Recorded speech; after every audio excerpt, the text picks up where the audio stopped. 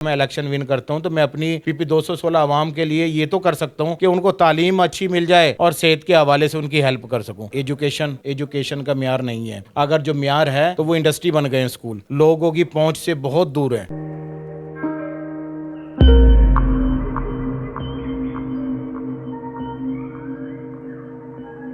السلام علیکم ناظرین، AWC ڈیجیٹل میڈیا کے ساتھ میں ہوں محمد عمران جعفر.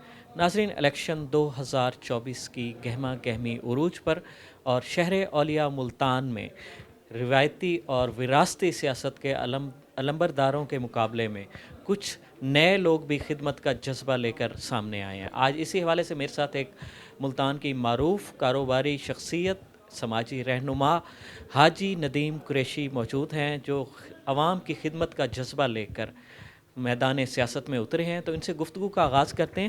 السلام علیکم. وعلیکم السلام. حاج صاحب، آپ کیسے ہیں؟ الحمدللہ جی. حاج صاحب، آپ ایک کاروباری شخصیت ہیں، سماجی رہنما ہیں، مگر آپ ایک دم سے سیاست میں آ گئے. تو یہ کون سا جذبہ آپ کو سیاست کے میدان پہ اترنے پر مجبور کر گیا؟ جی بالکل، ایک دم سیاست کے میدان میں آ گئے. میں الحمدللہ تقریباً 10 سال سے تاجران کے پلیٹ فارم پہ سیاست کر رہا ہوں. میں سبزی منڈی سے جنرل سیکرٹری بھی ہوں اور مرکزی تنظیم تاجران سے سینئر جنوبی پنجاب کا صدر بھی ہوں. دیکھیں، ہم نے تو ایک ورکر ہیں، کارکن ہیں، پہلے بھی لوگوں کی خدمت کی ہے اور اب بھی خدمت کا جذبہ لے کر اس میدان کے اندر آئے ہیں. کوئی ہمیں یہ نہیں ہے کہ ہم رزق کی تلاش میں آئے ہیں. الحمدللہ اللہ نے بڑا رزق دیا ہوا ہے، ایسا کوئی بات نہیں. ہم نے صرف اپنے عوام کا درد رکھتے ہوئے اس میدان میں آئے ہیں. لوگوں کی چاہت تھی PP 216 کے کہ حاجی صاحب لوگ آتے ہیں اور کیا نام ہے ہمارے جذبات سے کھیلتے ہیں، ہمیں ووٹ لے کر بعد میں پوچھتے تک بھی نہیں ہیں. اس حلقے کے اندر میں نے اپنی PP 216 کے عوام کے یہ جذبات دیکھتے ہوئے اور انہوں نے مجھے قائل کیا کہ آپ اس میدان میں آئے. ہم مروثی سیاست کا خاتمہ کریں گے انشاءاللہ اور پبلک کے لیے کام کے لیے آئے ہیں. ہم نے اس میں جذبہ یہی رکھا ہے کہ ان لوگوں کے لیے ایجوکیشن اور ہیلتھ کے حوالے سے کام کریں گے. ترقیاتی کام تو ہر اس میں الیکشن میں ہوتے رہتے ہیں. جو گورنمنٹ بنتی ہے اس نے فنڈ دینا ہے اور حلقہ وائز UC وائز کام ہوتے رہیں گے. ہم نے ایجوکیشن اور ہیلتھ کے حوالے سے وہ کرنا ہے. ہمارے یہاں ایجوکیشن کا معیار نہیں ہے. اگر جو معیار ہے تو وہ انڈسٹری بن گئے ہیں اسکول. لوگوں کی پہنچ سے بہت دور ہے، ان کی پہنچ میں نہیں ہے اس مہنگائی کے دور میں.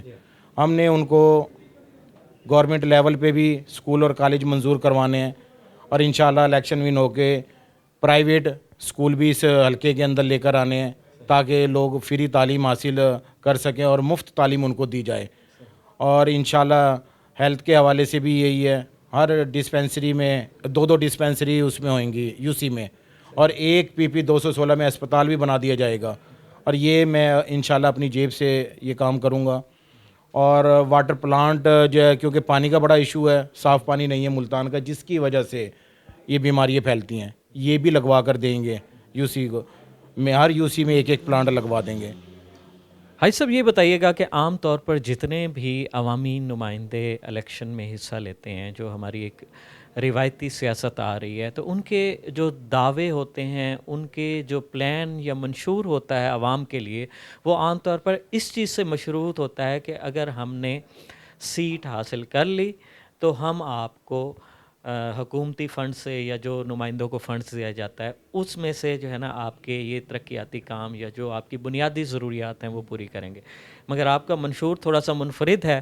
آپ یہ تمام باتیں جو بتا رہے ہیں، بنیادی صحت، تعلیم، صاف پانی کی فراہمی، یہ تمام چیزیں آپ اپنی جیب سے کرنا چاہتے ہیں. ایسا کیوں ہے؟ ایسا اس لیے دیکھیں جی، میں اللہ تعالیٰ سے بھی ہر وقت اسی اس میں دعا کرتا ہوں کہ میرے رب نے جو بچی کچی زندگی مجھے دے رکھی ہے وہ کسی ایسے کام پہ لگ جائے جس سے اللہ اور اس کا رسول راضی ہو جائے. اور الحمدللہ یہ لوگ وعدے کرتے ہیں کہ جی ہم سیوریج ڈلوا دیں گے، سڑکیں بنوا دیں گے، اسٹریٹ لائٹیں لگوا دیں گے. یہ کام تو ہونے، ان کا کیا وعدے کرنے ہیں پبلک سے؟ یہ تو کام ہونے ہی ہونے ہیں. اور پبلک کو میں نے کہہ دیا ہے کہ جیسے اگر میں ون ہوتا ہوں، آپ اپنی UCO میں خود کام کرائیں گے، میں نہیں کراؤں گا. میں فنڈ لے کر دوں گا اور کمیٹیاں بنا دی جائیں گی اور آپ اپنے ہاتھوں سے کام کرائیں گے. ایک نیا کیا نام ہے ہمیں سسٹم لانا چاہیے. آپ دیکھیں کہ ہمارا ہمسایہ ممالک انڈیا کے دیکھ لیں، چھوٹے چھوٹے بچے اسپوکن انگلش بولتے ہیں. کیا ہے؟ انہوں نے تعلیم کا معیار دیا ہوا. اور سہولتیں دی ہوئی ہیں. اگر ہم چلو ملتان لیول پہ یا پاکستان لیول پہ نہیں کام کر سکتے, کم از کم اگر میں الیکشن ون کرتا ہوں تو میں اپنی PP 216 عوام کے لیے یہ تو کر سکتا ہوں کہ ان کو تعلیم اچھی مل جائے اور صحت کے حوالے سے ان کی ہیلپ کر سکوں. تو میں یہ جذبہ لے کر آؤں, یہ کروں گا انشاءاللہ جو میں کہہ رہا ہوں. اور دوسری بات یہ کہ ہمیں یہ سوچنا چاہیے کہ ہم پاکستان میں رہتے ہوئے آئین اور قانون کی بالادستی کو مد نظر رکھتے ہوئے ریاست کو مضبوط کریں. اور ریاست ہے تو پاکستان ہے, ہم پاکستان کے لیے کیا کر رہے ہیں؟ جو حکمران آتا ہے یا جو لیڈر آتے ہیں باتیں اور دعوے کر دیتے ہیں لیکن ان پہ عمل درآمد نہیں ہے. ہم جس حالات سے گزر رہے ہیں ہمیں اپنے ملک کو مضبوط کرنا چاہیے. اور میں اگر وہی روایتی باتیں کرتا رہوں کہ جی میں یہ کر دوں گا وہ کر دوں گا, میں نے لوگوں کو صاف کہا ہے کہ جو ترقیاتی کام ہوئیں گے آپ اپنے ہاتھوں سے کرائیں گے. میں آپ کے لیے جو کہہ رہا ہوں وہ میں کر کے دکھاؤں گا آپ کو. عام طور پر عائد صاحب یہ ہوتا ہے کہ جو امیدوار اگر کامیاب بھی ہو جاتے ہیں اور اگر وہ حکومتی پارٹی میں شامل نہیں ہوتے, ان کو کوئی وزارت نہیں ملتی یا کوئی ایسا عہدہ نہیں ملتا, تو وہ ان کے پاس ایک بہانہ ہوتا ہے کہ مجھے تو فنڈ نہیں دیے جا رہے اس لیے میں آپ کے حلقے کا کام نہیں کروا سکتا. عوام اس چیز سے بھی بہت زیادہ تنگ ہے کہ وہ اگر ایک نئے بندے کو لاتے ہیں, لیکن آپ کے منشور میں ایک چیز ہمیں بڑی منفرد نظر آئی ہے کہ آپ کے منشور میں یہ بات کی بار بار وضاحت کی جا رہی ہے کہ میں یہ تمام چیزیں اپنی پرسنل کیپیسٹی میں کروں گا. تو یہ ایک بڑا ایک منفرد آپ کا منشور ہے. تو اس کے علاوہ میں آپ سے یہ پوچھنا چاہوں گا کہ آپ کے مقابلے میں وراثتی سیاست کے جو کئی پشتوں سے سیاست لوگ کرتے آ رہے ہیں, ان کے امیدوار ہیں جن کو عام طور پہ یہ سمجھا جاتا ہے کہ یہ اس میدان کے شہ سوار ہیں اور ان کا مقابلہ کرنا مشکل ہے, تو آپ کیا سمجھتے ہیں کہ آپ ان کے مقابلے میں آپ کیا پوزیشن لیں گے, کیا آپ کی حیثیت رہے؟ دیکھیں جی, میرے مقابلے میں ویسے تو لوگ کافی ہیں, لیکن ایک عدنان ڈوگر کا ذکر ہو رہا ہے جو PTI سے تعلق رکھتے ہیں, اور ہم نے جیسے میں نے پہلے بتایا ہے کہ موروثی سیاست کا ہم نے خاتمہ کرنا ہے انشاءاللہ. اور دوسرا بابر شاہ ہے. بابر شاہ بھی آپ دیکھیں اس ایک UC کا چیئرمین ہے اسی حلقے سے. اگر اس کے بارے میں دیکھنا ہے تو اس کی ایک UC سے ہی معلوم کر لیں جا کے کہ اس نے UC میں کیا کام کرایا, تو MPA لیول پہ وہ کیا کام کرائے گا. ہم تو ایک آزاد اس پہ آئے ہیں اور لوگ مجھے جانتے بھی ہیں. اگر میرا ماضی میری پہچان ہے, آپ جا کے سبزی منڈی سے معاملات میرے دیکھ سکتے ہیں کہ میں کیسے لوگوں کے لیے کام کیے ہیں. میں 2 سال کے لیے آیا تھا الیکشن ون کر کے, اور بلا مقابلہ میں نے الیکشن ون کیا تھا.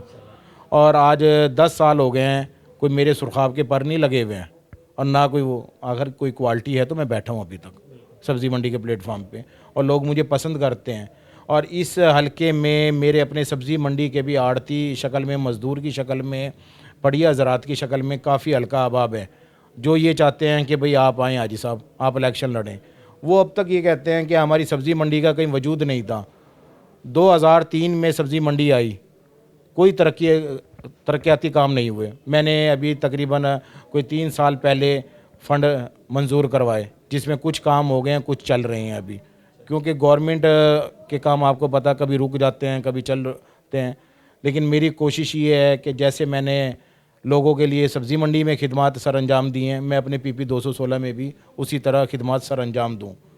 باقی اللہ پہ توکل کر کے اس میدان میں اتریں جی, اور میرا رب جسے چاہے عزت دے. بے شک. اچھا حاجی صاحب, آپ اپنے حلقے کی عوام کو کیا میسیج دینا چاہیں گے بحیثیت امیدوار PP حلقہ 216؟ دیکھیں جی, میں اپنے حلقے کی عوام کو ایک ہی میسیج دینا چاہوں گا کہ وہ مجھے ووٹ بھی دیں اور سپورٹ بھی کریں اور مجھے کامیاب کریں. اگر وہ مجھے کامیاب کرتے ہیں, میں جو دعوے کر رہا ہوں وہ دعوے ان سے انشاءاللہ پورے کروں گا, کیونکہ میں نے دوبارہ ان کے درمیان میں بیٹھنا ہے. یہ نہیں ہے کہ میں ایک دفعہ الیکشن ون ہو کے دوبارہ کس منہ سے ان کے سامنے جاؤں گا. بس میرا یہی میسیج ہے کہ وہ مجھے کامیاب کریں تاکہ جو لوگ اس حلقے میں غریب غربا ہیں ان کے لیے میں خدمات سر انجام دے سکوں. بہت شکریہ. ہمارے ساتھ موجود ہیں حاجی ندیم قریشی, حلقہ PP 216 کے امیدوار, اور یہ سماجی رہنما بھی ہیں, یہ تاجر رہنما بھی ہیں اور کاروباری شخصیت بھی ہیں, معروف کاروباری شخصیت ہیں, اور انہوں نے وراثتی سیاست کے خاتمے کا ایک بیڑا اٹھایا ہے اور یہ ان کی کوشش ہے کہ شہر اولیاء ملتان کو وراثتی سیاست کے ان دعوے داروں سے، ان علمبرداروں سے نجات ملے۔